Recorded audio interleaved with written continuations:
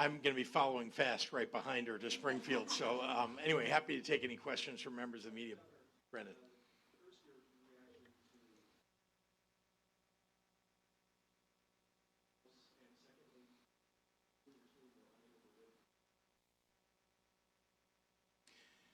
Well, maybe we ought to start with what the purpose of the bill was, which was to protect children and families and adults and the people of Illinois from very unsafe, intoxicating hemp products that are sold without regard to the age of the purchaser, without regard to the ingredients that are inside those packages, that are being sold at convenience stores and at gas stations, and that we already have seen children go to the hospital for, and adults too. And I talked to a mother of a daughter who took one of these packages, didn't understand how intoxicating the package was, and ended up passed out, ended up in the hospital, has been in and out of the hospital now for 8 months as a result of just this product that looked, for all respects, as if it were candy.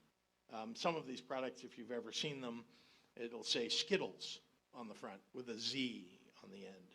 They're not Skittles like the ones that you know, but rather this intoxicating hemp. So what we're trying to do is keep people protected from products like that. This is about consumer safety and health. I was tremendously disappointed that this is a demonstration, from my perspective, of the power of special interests and the money that they spread around to thwart health and safety of the public. And, this was the choice by a number of people to, go for profits over people.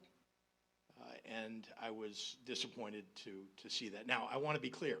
If this had come up for a vote, if the speaker had called this would have passed with a supermajority.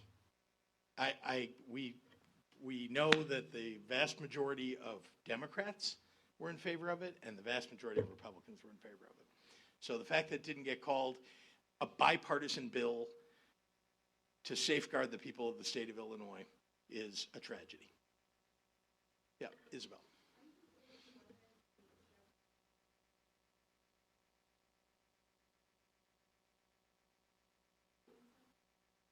We're looking at all the options that are available to me in the executive branch to secure the safety and health of the people from these intoxicating hemp products.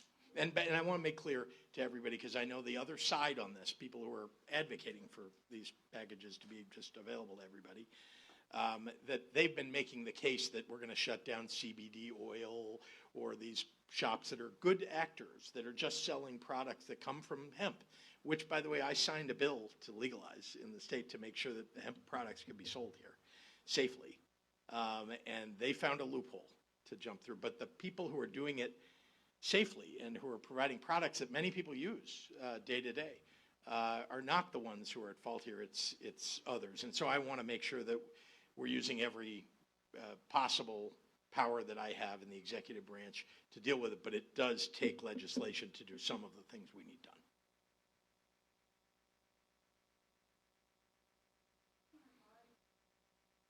Yeah. So for those of you who don't know, we were invited to bring our experts from our departments to the House Democratic Caucus meeting to present to the members and to answer questions of the members. These are professionals. These are really top-notch professionals. No political anything involved. They literally were there to answer questions and to provide information. And they were berated by people who were opposed to the bill. They were berated. They were called liars. They were treated extremely poorly. One of my staff people had to get up and leave because she felt ganged up upon and called a liar and pointed at. And I mean, it was frightening for her. And so I have to say, treating staff people like that, I mean, politicians can take it. Politicians are, should be made of enough steel to deal with. These are professionals, and that we want to attract to state government. We want to stay in state government. To have them treated poorly by elected officials is frankly, unacceptable. And I told that to the speaker. I have made it clear that people owe my staff, those staff people, I say my staff, these are people working in our departments, they are owed apologies by the people who impugned their honesty.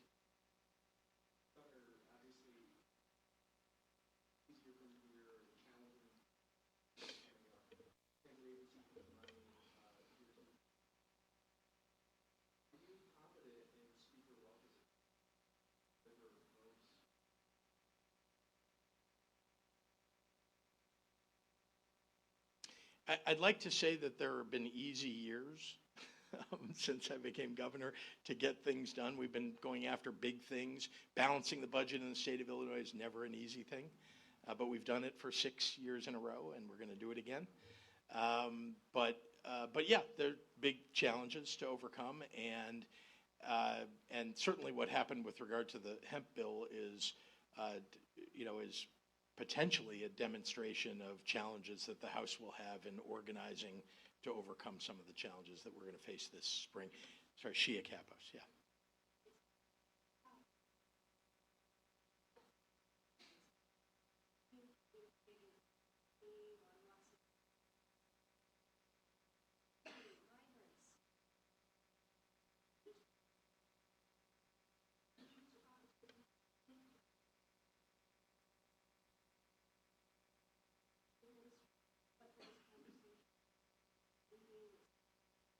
When they reach out to us to ask to meet or to talk about any particular topic, and remember, we've got cities and towns all over the state of Illinois that I engage with. Chicago is certainly the largest, but we have lots of mayors and county board members and chairs that we talk to. Whenever they reach out, we talk to them. And the same is true with the mayor of the city of Chicago and his staff. They don't reach out very often, and it seems like they don't have good relationships in Springfield. In part because they don't do the outreach that's necessary. But again, I've taken calls from the mayor whenever he has my direct number. He calls me whenever he needs to.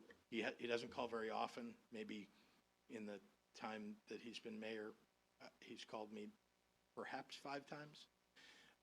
That's about 2 years almost. And I have no reticence to call him if there's something that I want to raise with him, and my staff doesn't have any reticence. But look, the lines of communications are open, but people have to take advantage of the open communication line, and often that didn't happen with regard to the hemp bill. Didn't call anybody in my administration.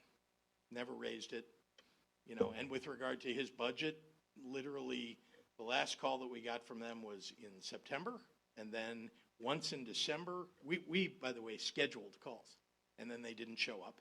And then there was a December call that happened in which they didn't ask for anything. They just got on and, reported on what was in the budget. And then no other communication. But again, he has my number. They have all of our staff numbers. We're open to anything they would like to talk about.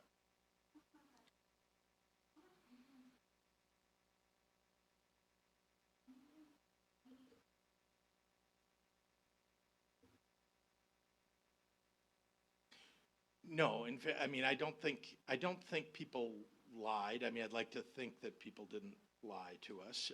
They told us that they would vote for it, and indeed, there were many, many people ready to vote for it. And as I told you, if you put this up to a vote, you'd get a majority of Democrats and a majority of Republicans that would vote for it. And this is an important issue.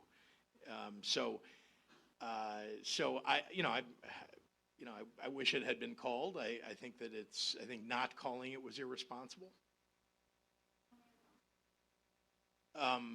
I think that the mayor, my impression is he didn't have much to do with this. There's a powerful lobby that has been, working against this bill for quite some time.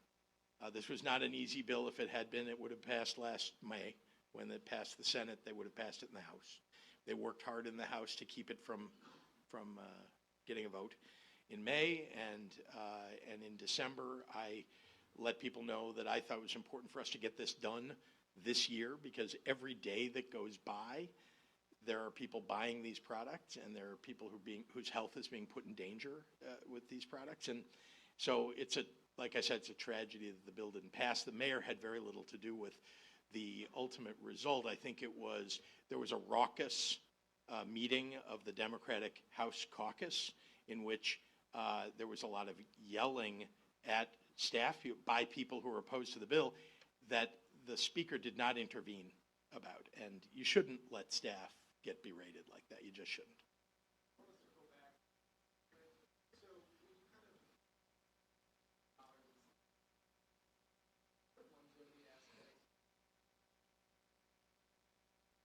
Oh gosh, you mean what? I think the long-term impact of these kinds of investments. This is a capital investment. I mean, I'd like to ask Rebecca to come back to talk about the impact here in the community. But I'll just say, from my perspective, when I look at these projects, I think about the fact that we're trying to make the word transformative isn't an accident. The idea here is that we don't want to just, well, here's a little money for your budget for next year. This is about having a broader impact on the community that will last lifetimes. And so I believe that the decision-making has been made along that line. Transforming healthcare in our state has been vitally important. It's taken us years to make progress, partly because no progress was made for some years before. And so we were like in catch-up mode, and now we're making the capital investments that are necessary.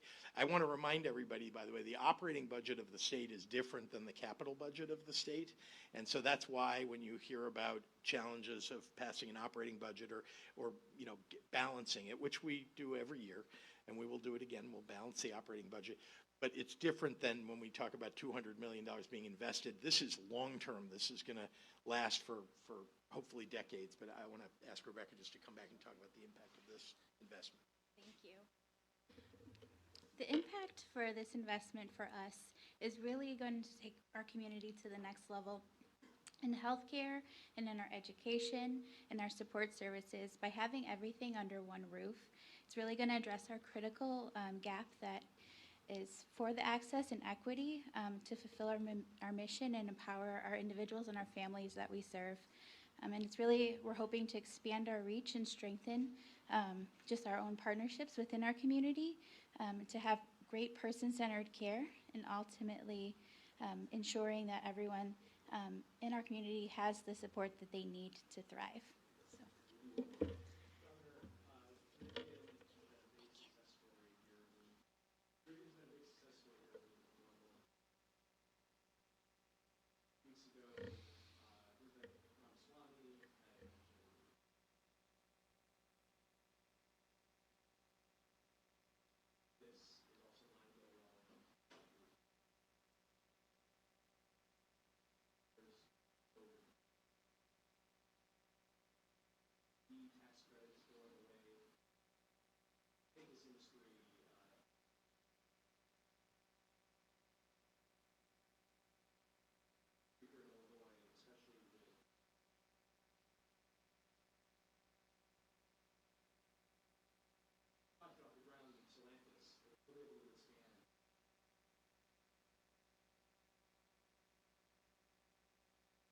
It makes you wonder, doesn't it, if Vivek Ramaswamy, whose partner is Elon Musk, who is in a rival electric vehicle company, if there isn't some self-dealing going on in the advocating for taking away something that is helping to build the industry that would help other car companies. And the two that you mentioned, Stellantis and Rivian, are just two good examples of those are competitors of Elon Musk's company. Look, we're fighting like heck and we've, I think, done a lot here to solidify the Stellantis grant that would come and the loan to Rivian. We've talked to Rivian to make sure we're doing everything we can to make sure that's secured for the future. I would find it hard to believe that they really want to put people out of work, that's what the goal of that businessman of Vivek Ramaswamy and Elon Musk really is, that they want to put people out of work. It's a fine threat. I hope it isn't the self-dealing that I'm referencing. And I can tell you that, I don't know if you saw the report, but, Rivian beat the estimates for sales that they had. And that's a terrific outcome and something great I think we should celebrate for the community. They're also building, as you know, they have a piece of property next door that suppliers are looking at moving to. That will bring jobs to the area as well. And I've talked to a couple of those suppliers. So I feel like, Rivian is very much on its feet and doing well. And I don't want the federal government to interfere with the success of any business in Illinois. Thank you.